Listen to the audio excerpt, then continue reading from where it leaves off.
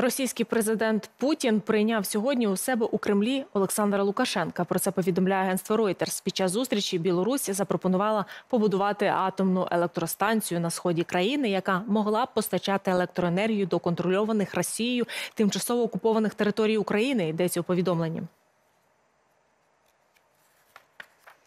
Павло Латушко, заступник керівника Об'єднаного перехідного кабінету Білорусі, голова Народного антикризового управління, з нами на зв'язку. З ними будемо аналізувати мету зустрічі Путіна і Лукашенка.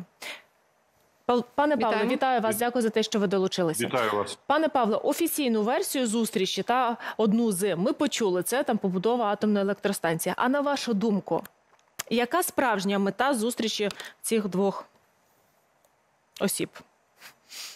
Для Лукашенка вельмі важна атрымаць фінансавую падтрымку з боку Росіі. Гэта заўсёды. Ён прадае суверэнітэт Беларусі, незалежнасць Беларусі, каб атрымаць фінансавыя сродкі так неабходныя яму менавіта зараз, калі яго прэм'ер-міністр Турчин прама прызнае пра складанасці ў эканоміцы. Валавы ўнутраны прадукт памяншаецца, мінусавыя паказчыкі ў прамысловасці, праблемы ў сельскай гаспадарцы, ён губляе расійскі рынок, мінус 2,5%, продажы беларускіх тавараў на расійскім рынке зменшыліся, таму Лукашенко шукае выхаду з гэтай крызіснай сітуацыі. У Еўропы ён прадаваць не можа, у Кітаю яго мінусавое сальда, у Бразілію, у Індыю, так званай краіны БРИКС, мінусавое сальда, у Афрыку прадаваць дарагая лагістыка і там карупцыя, таму яму патрэбны грошы. Але Лукашенко важна, што сказаў па выніках гэтай сустрэчы. Вось толькі што паявілася інфармацыя, ён у каментары Зарубіну, асабістаму журналісту Пуціна, сказаў, што ў яго ёсць вельмі важная прапанова для Украіны. І фактычна гэта прапанова носіць характар пагрозы ці нават ультыматуму. Ён кажа, калі прэзідэнт Зеленскі не прыме гэтую прапанову, то будзе яшчэ горш, чым гэта было падчас пачатку спецыяльнай вайсковай аперацыі, як называе гэта Лукашенко і Путін. Яны згубяць усю Украіну. Менавіта такія словы прагучалі ў каментары Лукашенко. Пра што кажа Лукашенко?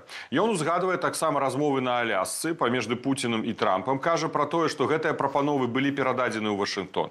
Я думаю, што з вялікай верагоднасцю магу сцвярджаць, што размова ідзе першая. Лукашенко прапановвае, каб перамовы па Украіне адбыліся ў Мінску, так званы Мінск-3. Ён вельмі хоча стаць пасярэднікам. Другое, ён фактычна пагражае, што калі Украіна не пойдзе на гэтае, то як мінімум будзе удар па банкавай з боку Крамля, вельмі моцны, а як максімум гэта зноў нападзенне з тэрыторыі Беларусі з поўначы ва Украіну. Мы можам нават прадугледжваць, што гэта магчыма быць не толькі у бок Кіева, а у бок заходняй Украіны. Я думаю, што менавіта так трэба чытаць гэтую пагрозу ультыматум Лукашэнкі. Трэба зразумець, што Лукашенко хаўруснік Крамля, ён асабісты альянт Пуціна, ён выконвае загады Пуціна, і размаўляць з Лукашэнкам гэта тое самае, што размаўляць з Пуціным. Лукашенко іграе сваю гульню пасярэдніка, але таксама і пагражае зноў Украіне магчымым выкарыстаннем тэрыторыі Беларусі для нападу ў бок Украіны. Пане Павле, а тепер давайте поговоримо, чи не співзвучна оця заява, яку ви щойно сказали, із заявою, із закликом Міністерства закордонних справ Польщі. Воно закликало своїх громадян утриматися від поїздок до Білорусі, а тих, хто вже перебуває на території країни, негайно її покинути. Відповідну заяву опублікувало на сайті посольства Польщі, посольство опублікувало на своєму сайті і в заяві наголошується, що через зростання напруженості, війну, що триває в регіоні, та неодноразові свавільні арешти громадян Польщі в Білорусі, треба зробити терміново покинути країну.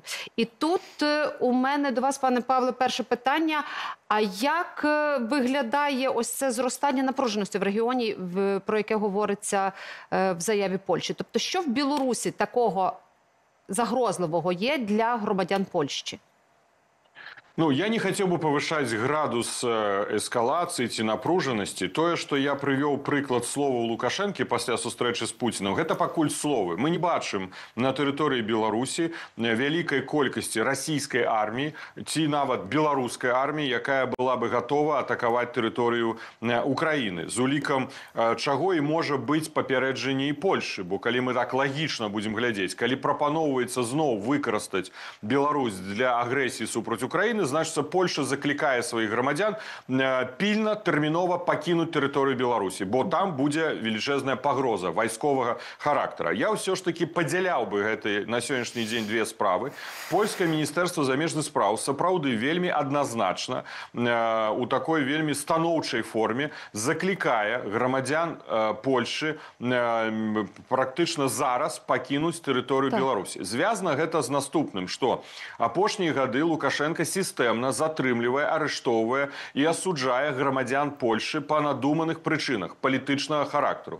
Іх арыштоўваюць у тым ліку нібы за шпіёнскую дзейнасць на тэрыторыі Беларусі. І тут дзеянні Польшчы па дапамозе, консульскай правовой дапамозе сваім грамадзянам вельмі абмежаваны. Другое, Польшча бачыць, што пасля адкрыцця межаў паміж Польшай і Беларусі Лукашенко не выконвае тое, што чакаў польскі ўрад. Значыцца, Польша можа ствараць такім чынам пагрозу, што яна можа вярнуцца да закрыцця пагранічных пераходаў. Пане Павле, я перепрошую, що я вас перебиваю, але чому негайно, чому зараз з'явилася ця заява, якщо ви кажете, що роками були такі ситуації, що арештовували громадян Польщі в Білорусі? На вашу думку, це вже на завершення розмови 40 секунд.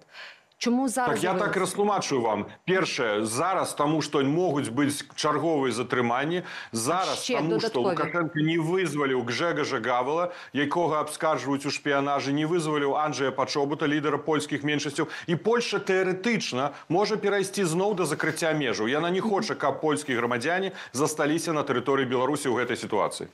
Дякую вам за розмову. Павло Латушко, заступник керівника Об'єднаного перехідного кабінету Білорусі, голова Народного антикризового управління, був гостем цієї години.